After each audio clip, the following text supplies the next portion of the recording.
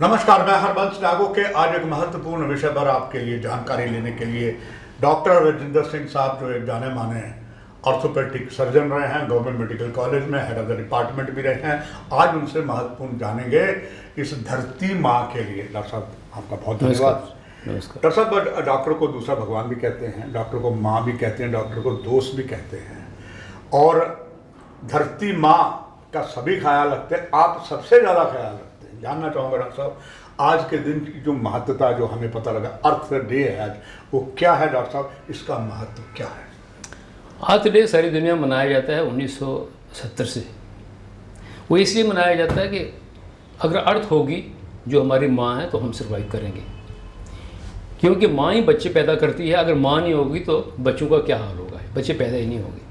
इसलिए अर्थ डे को इतना महत्व दिया गया और हमारे गुरु ने भी अर्थ के इम्पोर्टेंस को माना और गुरु जी ने अर्थ को माता का दर्जा दिया। जब तक माता की सेहत रहेगी तो बच्चे भी पलेंगे, बच्चे ग्रो होंगे। जिस दिन माता की सेहत खराब हो जाएगी तो बच्चे ग्रो नहीं कर सकेंगे। इसीलिए इंटरनेशनल लेवल पे इस डे को हर साल मनाते हैं और इस साल अर्थ डे को एक स्पेशल एक मोटो रखा गया है। वो ये था कि हम अर्थ को क्या दे सकते हैं। वैसे सोचा जाए तो माँ इतना कुछ देती है बच्चों को, बच्चे कुछ नहीं दे सकते। लेकिन अगर दूसरे एक सिंपल लैंग्वेज में समझा जाए इसको, तो इसका मतलब ये है हम क्या कुछ करें ताकि हमारी माता की सेहत भी ठीक रहे, ताकि माता की गोद में हम पलते रहें। इसलिए अर्थ डे को महत्व दिया और इंटरनेशनल डे पे मना रहे हैं। ये हम देख रहे हैं कि जैसे ही हमारी माता पे बोझ पड़ रहा है, माता की झोली भारी हो रही है और इसके कारण माता की सेहत बिगड़ रही है। वक्त आ गया है कि बच्चे भी अपना जो उनका कर्तव्य है सोचें और माता की सेहत को बचा के रखें। बहुत सारी चीज़ें हैं जो हम कर सकते हैं, जो हम कर नहीं रहे हैं, लेकिन अगर वो करें तो माता की सेहत ठीक रह सकती है और हम काफ़ी देर तक ज़िंदा रह सकते हैं। लेकिन अगर ये नहीं किया, हो सकता है 100-200 साल के बाद हमारा एग्जिस्टेंस ही ख़त्म हो जाए, या हम जो बच्चे पैदा हों इतने घटिया क्वालिटी के हों, या उनका इतना मेंटल IQ ही ना बन सके। इसलिए आज से और आज के बाद हर दिन को, एक साल में एक बार नहीं, हर दिन को अर्थ डे सोच के मनाना चाहिए और ऐसे काम करना चाहिए कि माता की जो ज़िंदगी है लंबी रहे, माता की सेहत ठीक रहे, ताकि हम भी बच सकें। जिस दिन माता बीमार हो गई और माता हमारी परवरिश नहीं कर सकी, उस दिन मैनकाइंड यानी कि जो इंसान है उसको छोड़ो, कोई भी लिविंग चीज़ इस प्लैनेट पे बच नहीं सकेगी, वो दुनिया के एंड हो जाएगा। इसलिए उस एंड को बचाने के लिए हमें जो अपने जो हैं कर्तव्य, जो हमें जो करना चाहिए वो करना चाहिए। अब जो इसको जो बैलेंस बना है, जो इसकी जो माता की जो सेहत कायम रखनी है, I will say to the earth के लिए कुछ स्टेप हैं वो हमें लेना चाहिए। हम शुरू करेंगे सांस से। जब बच्चा पैदा होता है, पहली बार सांस लेता है तो हवा उसके अंदर जाती है। अगर हवा ठीक होगी तो बच्चे की सेहत ठीक रहेगी, हवा ठीक नहीं होगी तो बच्चे की सेहत नहीं ठीक रह सकती है। इसीलिए हमारे गुरु ने हवा को कहा है गुरु, पवन गुरु, और पानी को कहा पवन जो पानी है उसको कहा पिता, और माता को फिर कहा ये माता, जो अर्थ है माता है। अगर अर्थ को हमने ठीक रखना है तो सबसे पहले हम हवा पे आएंगे। अब देख रहे हैं कि हवा दिन ब दिन पोल्यूट हो रही है। कुछ दिन पहले एक एस्टीमेट आया था WHO की तरफ से, जिसमें बताया गया कि तकरीबन 90% यानी 100 में से 90 लोग जो हवा खा रहे हैं, जो हवा सांस ले रहे हैं, वो पोल्यूटेड हवा, सही हवा नहीं है। डॉक्टर पूरे भारत में या वर्ल्ड में? This is all over world data. 90% वो डाटा इसलिए ज़्यादा है क्योंकि ज़्यादा पॉपुलेशन अंडर डेवलप्ड कंट्री में है, जो थर्ड वर्ल्ड कंट्री है, इनकी पॉपुलेशन ज़्यादा है। तो ओवरऑल एस्टिमेट करके उन्होंने 90% निकाला है। हो सकता है जो लोग ऐसे कंट्रीज में रहते हैं जहाँ का जो एयर की कंडीशन अच्छी है, जैसे कनाडा और रशिया वगैरह, वहाँ पे हो सकता है 100% लोग अच्छी हवा खाते हों। लेकिन ये जो मैंने पढ़ा है 90%, ये मुझे बहुत ही एक बुरा एक अंदेशा लगा है। इससे बचना, इससे बचाव करना ज़रूरी है। अब हम जो हवा है उसको कैसे ठीक रख सकते हैं? हवा को ठीक रखने के लिए कुछ उपाय ऐसे हैं जो कि गवर्नमेंट्स लेवल पर, इंटरनेशनल लेवल पर कुछ जो हम खुद भी कर सकते हैं। वो खुद जो कर सकते हैं वो ये हैं, जैसे जो हम कर सकते हैं मैं उसके बारे में बोलूँगा। जितनी गाड़ियाँ कम हम इस्तेमाल करेंगे, एक फैमिली में देखा गया है जितने मेंबर हैं उतनी गाड़ियाँ हैं। बिल्कुल डॉक्टर साहब। तो हर एक गाड़ी में कोई फ्यूल, जिसको फॉसिल फ्यूल कहते हैं, पेट्रोल या डीजल कंज्यूम होता है, तो वो हवा को पोल्यूट करता है। उससे जो पोल्यूटेड हवा हमें खुद खानी पड़ती है, या जनरेटर लगाए होते हैं घर में, उससे हवा पोल्यूट हो जाती है। तो इसलिए कुछ ऐसे चीज़ें करनी चाहिए ताकि हम ऐसा कंट्रीब्यूट करें कि हवा की पोल्यूशन कम से कम हो। मैं मिसाल दूँ आपको, हम ये तो कर सकते हैं, यहाँ से अगर गोल मार्केट किसी ने जाना है वो ऑन फुट जा सकता है, बिल्कुल, या साइकिल लेके जा सकता है, बिल्कुल। ज़रूरी नहीं वो कार लेके जाए जी। सो ये है जो हम लोग हमारे घर में जो कूड़ा करकट होता है कि लोग घर के बाहर या घर के अंदर ही जला देते हैं, उससे जो धुआं पैदा होता है वो पोल्यूट करता है। हम ये तो कर सकते हैं कि जो कूड़ा करकट घर में इकट्ठा हुआ उसको म्यूनसिपलिटी डस्टबिन में डालें ताकि वो नहीं करें। उसके अलावा फॉर एग्जाम्पल हम अननेसेसरी स्प्रेज यूज़ करते हैं। ये स्प्रेज जो होते हैं ये भी एटमॉस्फेयर को पोल्यूट करते हैं, और ये देखा गया है कि स्प्रे में जो एक कंस्टिट्यूएंट होता है, वोलाटाइल कंपोनेंट होता है, ये ओजोन लेयर जो हमें अल्ट्रावायलेट रे से बचाती है उसको डिप्लीट करता है। ये कुछ चीज़ें जो हम अपने घर पे लेवल पे कर सकते हैं। डॉक्टर राजेंद्र सिंह साहब, जब दर्शक से जरूर जान पाएंगे विस्तार पूर्वक, स्प्रे कौन सा, जैसे कि आप कुछ बॉडी परफ्यूम लगा लेते हैं, कभी मच्छर आया तो हम स्प्रे कर देते हैं, क्या ये सभी घातक है डॉक्टर साहब? ऑलमोस्ट सब स्प्रे जो है इनमें ये कहते हैं, जो नए स्प्रे है उन्होंने कंस्टिट्यूट चेंज किया है, तो जो पुराने स्प्रे थे उनमें सब ही होता है। एंड दे जो ओजोन लेयर है उसका जो उसमें जो सुराख है जिसमें से अल्ट्रावायलेट रे आती हैं वो बड़ा हो रहा है, और अल्ट्रावायलेट रे ज़्यादा आ रही हैं, उसको वो कम, अगर वो स्प्रे कम यूज़ किया जाए, ये वोलाटाइल एजेंट्स ऊपर एटमॉस्फेयर में नहीं जाएंगे और ओजोन लेयर की जो होल है, जो सुराख बना हुआ है, बंद हो सकता है। अब इस धरती माँ की बचत के लिए, धरती माँ को और जीवन देने के लिए और क्या क्या किया जा सकता है? अब बात हुई थी साइकिलिंग और पैदल चलने की, इसी पे मैं थोड़ा सा और रहूँगा जी। मैं साइकिल चलाने का मुझे बड़ा शौक है, बच्चों को बड़ा शौक है, लेकिन डर ये लगता कोई मार जाएगा। होना ये चाहिए था कि एक साइकिलिंग पाथवे होने चाहिए थे जिससे बच्चे जहाँ तक हो सके, मिसाल के तौर पर यहाँ से नवे शहर आरसपुरा तक साइकिलिंग पे जा सकता है, प्लेन एरिया है, यहाँ से यूनिवर्सिटी तक साइकिल पे जा सकता है। ये मुश्किल है, सीढ़ी गोल मार्ग में जा सकता है, प्रोवाइडेड एक साइकिलिंग पाथवे हो। ये कोई मुश्किल नहीं होगा, गवर्नमेंट की ज़्यादा इन्वेस्टमेंट नहीं, पता नहीं स्मार्ट सिटी आ गया, ये कर सकते हैं sir, they can do anything. दूसरा पैदल चलने के लिए, अब यहाँ से मैं गोल मार्केट जाना चाहता हूँ, कोई मुझे बताए मैं कौन से रास्ते से जाऊँ, गाड़ी मुझे कुचल ना जाए। ये जो एक्सेलरेटर के आगे जो मार्केट बनी हुई है, यहाँ पैदल चलने की जगह ही नहीं, मैं कहाँ से जाऊँगा? सो पेडेस्ट्रियन के लिए भी जगह होनी चाहिए ताकि लोग पैदल चलें, लोगों को आदत पड़े, देखा देखी में चलें। जब तक ये नहीं होगा तब ये कम करना मुश्किल है। इंडिविजुअली आप साइकिलिंग कितना साइकिल चला रहे हैं, यहाँ से गली में चला जाऊँ, आगे नहीं जा सकता मैं, मेन रोड पे मैं नहीं जा सकता हूँ, बिकॉज साइकिलिंग पाथवे नहीं है। ये चीज़ें होनी चाहिए थी। लॉन्ग टर्म में इसके दो फायदे थे, एक तो एनवायरनमेंट को बचाना था पोल्यूशन से, दूसरा ये थे कि हर एक आदमी की सेहत भी कायम रहती, टांग में जान रहती, मसल में जान रहती, फिजिकल एक्सरसाइज भी हो जाती है। Instead of going to gymnasium and spending money, we could have done on the roads and saved everything, this could have been done. So ji doctor Rajendra Singh sir, अब जिस तरीके की धरती माँ पर इतना बोझ पड़ गया, दब जाएगी। जैसे किसी का वेट ज़्यादा हो जाए तो बनी बातों से आर्थराइटिस होगा, उसके जॉइंट घिस जाएंगे। इसी तरीके से डॉक्टर साहब, इसको रोकने के लिए सरकार भी, जो मेरा अनुभव है, हो सकता है आप मेरी बात से सहमत ना हो डॉक्टर राजेंद्र सिंह साहब, सरकार भी इसके बारे में ऐसे उपाय नहीं कर रही कि जो जन जागरण जो अभियान होता है, अब प्रधानमंत्री जी ने सुलभ शौचालय का कराइए, देखिए कितना लाभ हो गया, और बहुत कुछ करवाया। कहीं ना कहीं एक कोताही है।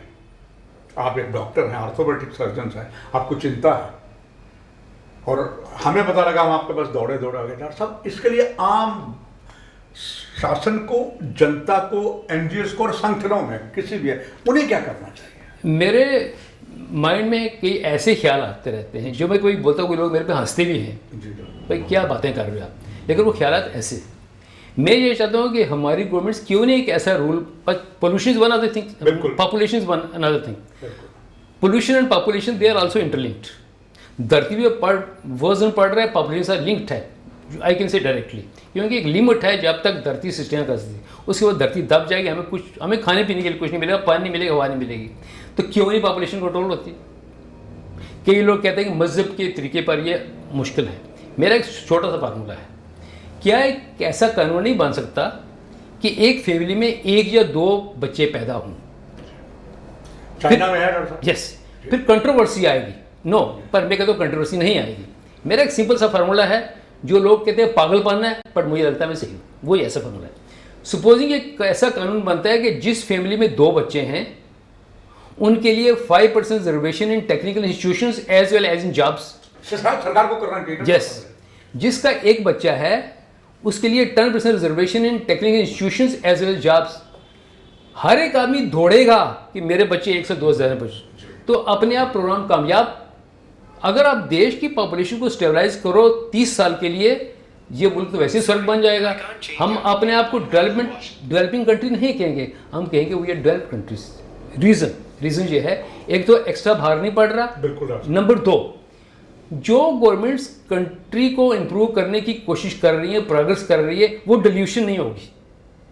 सपोजिंग आज एक गवर्नमेंट एक पुल बनाती है और 10 साल के बाद उस शहर की पॉपुलेशन डबल हो जाती है, वो ठीक। सो अगर एक पॉपुलेशन 30 साल के लिए स्टेबलाइज रहेगी, वही पुल 30 साल तक चलेगा। मतलब है आपने जो प्रोग्रेस की, डिल्यूशन नहीं हुई। अगर डिल्यूशन नहीं हुई तो मतलब प्रोग्रेस दिखाई दे रही है, लोग ज़्यादा प्रॉस्परस होंगे, ज़्यादा बच्चे पैदा नहीं करेंगे, ये इंसेंटिव मिल जाएगा, बच्चों को जॉब भी मिल जाएगा और इनडायरेक्टली कंट्री में बाहर नहीं पड़ेगा, एंड लॉन्ग टर्म में सारी दुनिया बाहर नहीं पड़ेगा। This is one way. दूसरे तरीके जिससे धरती पे भार कम हो सकता है या धरती पे स्ट्रेस कम पड़े, मैं बात पानी की कहता हूँ। आज तक जो लड़ाइयाँ होती रही हैं वो डायरेक्टली एंड इनडायरेक्टली किस पे होती रही है? किसी का माल लो, किसी का सोना लो या तेल लूटो। बिल्कुल। लेकिन अब जो टाइम आने वाला, अब लड़ाई होगी पानी पे। ठीक है, तेल आप निकाल लोगे 2 किलोमीटर डेप्थ से, लेकिन पानी नहीं मिलेगा 2 किलोमीटर डेप्थ से। आज बात हो रही है क्रॉप डाइवर्सिफिकेशन इन पंजाब। क्यों? क्योंकि पानी का लेवल बहुत नीचे। यहाँ 10 फुट से पानी आता है, वहाँ पे 500 फुट से आता है। Same is happening in Jammu. जब आप सारा पानी धरती में से निकाल लोगे तो पानी का तो भंडार है ना, इट इज नॉट अनलिमिटेड। तो जब आप निकालते जाओगे धरती खाली हो जाएगी। जब धरती खाली हो जाएगी, अर्थ की ऊपरी सरफेस पर पानी आएगा नहीं, धरती फट जाएगी, बंजर बन जाएगा। जब बंजर बन जाएगा, ना यहाँ पे क्रॉप उगेगी, ना यहाँ पे पौधे उगेंगे, this will be as good as रेगिस्तान। तो रेगिस्तान वाले कंट्रोल कर रहे हैं। सो पानी को बचाना है। कैसे बचाना है? I have some formulas. Number 1, जो अंडरग्राउंड वाटर है, जब जो पानी आता है इसमें बहुत सारा पास है वाटर वेस्टेज हो जाता है। कैसे वेस्टेज हो जाता है? जो सप्लाई लाइन्स है वो लीक कर रही है, नोबडी केयर्स। बिल्कुल डॉक्टर साहब, बिल्कुल जी। नंबर 1, हमारे घरों में पानी आया, हमने सप्लाई लाइन के ऊपर मोटर लगाई हुई है जो बाकी लोगों का पानी खींच लेता है। फिर मोटर लगा के हमने ओवरहेड टैंक्स में पानी भरते हैं, फिर ये ख्याल नहीं करते मोटर का पानी, वो पानी वेस्ट होते रहता है। और मैंने अपनी आंखों से देखा है on the Narwal bypass highways, जो वाटर टैंकर है उनमें जो पानी भरा होता है वो लीक करता है साइड सड़क पे, वो पानी वेस्ट ही हो रही है। फिर पानी सपोजिंग मेरे घर में पहुंच गया, मैंने 1-2 पाइप लगाई, मैंने तो 1-2 मोटर लगाई, स्टोर कर दिया, फिर उधर से ओवरफ्लो हुआ। फिर आगे मैं क्या करता हूँ? वही हम क्या करते हैं, लोग क्या करते हैं, पाइप लगा कर फर्श धोते हैं, द्वारे धोते हैं, गाड़ियाँ धोते हैं और गलियाँ भी धोते हैं और किचन गार्डन को करते हैं। This should be band. Yes, it should be band, it should be band here also. उसका हल क्या होगा? इंस्पेक्टर आए, चेक करें कि क्या इसने मोटर लगाई है सर्विस लाइन पे, क्या इसका पानी लीक किया है। There should be helpline where people should complain कि जनाब फलाने की टैंकी और लीक है, इसको जुर्माना करो। क्या जुर्माना करो, लोग डरेंगे, आगे बार नहीं करेंगे। सो पानी का वेस्टेज बचा सकते हैं। और कोई गार्डनिंग करता है पाइप के साथ, को कहने भैया ये छोड़ दो, वाटर कैन आते बाजार से, वो लेके वो करो, why are you wasting this money? ठीक है।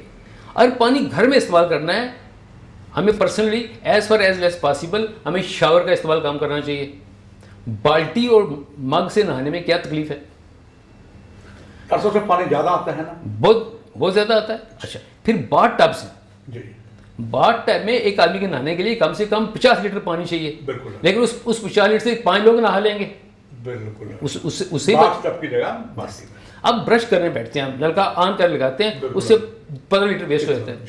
आपको ग्लास में या मग, मैं तो ब्रश करता हूँ, मुझे 1 गिलास पानी चाहिए, उससे 4 कुल्ली भी कर लेता हूँ, तो लोगों को 10 लीटर पानी क्यों वेस्ट करना है? आगे चलता हूँ। अब हमारी जो फ्लश के जो टैंक्स हैं जी, इनकी capacity varies from 10 to 15 litres. बड़े साल पहले मैंने पढ़ा था सिंगापुर में पानी की कमी हुई तो गवर्नमेंट ने रेगुलेट किया कि जो फ्लश टैंक की कैपेसिटी 5 लीटर से ऊपर होनी नहीं चाहिए। ये क्यों नहीं कर सकते अपने शहर में हम कि फ्लश की जो टैंकी है उसकी कैपेसिटी 5 लीटर से ज़्यादा नहीं होनी चाहिए, पानी बचेगा उससे। अगर आपका एक बार फ्लश करने से नहीं होता दूसरी बार करो, लेकिन एक ही बार 15 लीटर क्यों वेस्ट करो? ये वो तरीके हैं जिससे पानी बचाया जा सकता है। उसके आगे जाता हूँ। हम जब छोटे थे तो हमारे घर में जो पानी आता उसके ऊपर वाटर मीटर लगे होते थे। वाटर मीटर का क्या फ़ायदा होता था? भाई हमने ठीक है इतना किराया हम, आज वाटर मीटर नहीं है, जिसने किराया देना 50 रुपये महीने का वो पूरा टैंकर यूज़ करता है। तो there should be some regulation. और मीटर करके और क्या होगा?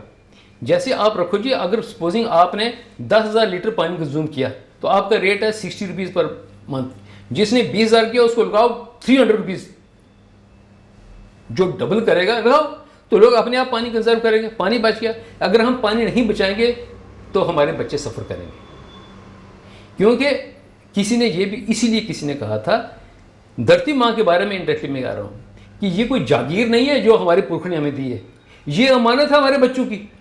हम अमानत की तबाही कर रहे हैं तो हमारे बच्चे कहाँ जाएंगे? इन वाटर, एयर और बाकी रिसोर्सेज हमारी अमानत है। सो ये हो गया पानी। No I will come to forest in plants. अब प्लांट हमसे क्या मांगता है? प्लांट ये मांगता है मुझे लगा दो, मुझे महीना 2 महीने पानी दे दो, उसके बाद सारी उम्र प्लांट ग्रो करेगा। आपको क्या देगा? आपकी जो गंदी कार्बन डाइऑक्साइड है उसको ऑब्जर्व करेगा, उससे अपना खाना बनाएगा और आपको ऑक्सीजन देगा। नंबर 1। नंबर 2, प्लांट से जो वाटर वेपर एवापोरेट होते हैं वो एटमॉस्फेरिक टेम्परेचर रेगुलेट करते हैं। This is air condition effect होता है। हमने प्लांट को क्या दिया? उसके बाद प्लांट एक ऐसी जगह प्रोवाइड करते हैं जहाँ पे परिंदे चहचहाते हैं और हम खुश होते हैं, नहीं तो हमारी ज़िंदगी क्या हो जाएगी? प्लांट की वजह से हम हिरन, दूसरे तीसरे जो जानवर देखते हैं तो हम खुश होते हैं। अगर खाली हम ही जिंदे रहे, ह्यूमन बीइंग जिंदे रहे, वो भी क्या, प्लांट भी चले गए सब, फिर बाद में क्या? इसलिए प्लांट को बचाना ज़रूरी है, और लगाना भी ज़रूरी है। हर आदमी का थोड़ा फ़र्ज़ होना चाहिए, भाई 1-2 प्लांट मैंने इस साल लगाने हैं। अपने मुंह शेख चिल्ली बनना बड़ा बुरा होता है, लेकिन ये भी बताना होता है कि सही बात क्या है। पिछले साल मैंने 35 प्लांट लगाए थे साफ वाले पार्क में। अब लोगों ने पता नहीं क्यों अखाड़ दिए, 10-11 बच्चे हैं, बाकी सब उखड़ गए। मेरी छोटी सी गली है, इसमें मैंने 15 पेड़ लगाए। अभी आप कैमरा लगा के देख सकते हो, सारा साल पानी देता रहा। Why can't the people do this? Plant बचाने चाहिए। अगर प्लांट ही बचे, हमने बचे। और ये भी देखा गया है कि जिस वक्त दुनिया में प्लांट खत्म हो जाएंगे उसके साल बाद ह्यूमन लाइफ ही खत्म हो जाएगी। लाल किला में पहला एज ए प्रधानमंत्री भाषण दिया था तो सर उन्होंने स्वच्छ भारत के लिए दिया था, yes. शौच के लिए दिया था। तब भी थोड़े लोग हंसे थे, आज मान गए कि जो एक डॉक्टर होके एक जाना माना इतना बड़ा हड्डी रोग विशेषज्ञ ऑर्थोपेडिक सर्जन जो आपने बताया है सत्यों पर आधारित है। डॉक्टर राजेंद्र सिंह साहब, मुझे पूरी उम्मीद है कि आपके आज इस अर्थ डे पर, धरती माँ के दिवस पर जो अपने महत्वपूर्ण बातें बताए, और you have already done it, you are doing it. आप दर्शक जो देख रहे हैं इस पर अमल कीजिए, धरती माँ बहुत प्रसन्न होगी। और इन जैसे योग्य डॉक्टर जो एक MBBS ऑर्थोपेडिक सर्जन होने के बाद इस पर भी ध्यान रखिए, आप भी रखिएगा। इसीलिए आज हम डॉक्टर राजेंद्र सिंह साहब के पास आए and he was very kind enough with us. हमें कहना साहब बहुत आपका धन्यवाद देने के लिए। देते हैं इजाजत, नमस्कार। Thank you. For more updates, do subscribe our YouTube channel and don't forget to hit the bell notification icon. And if you are watching this video on Facebook, do follow our Facebook page.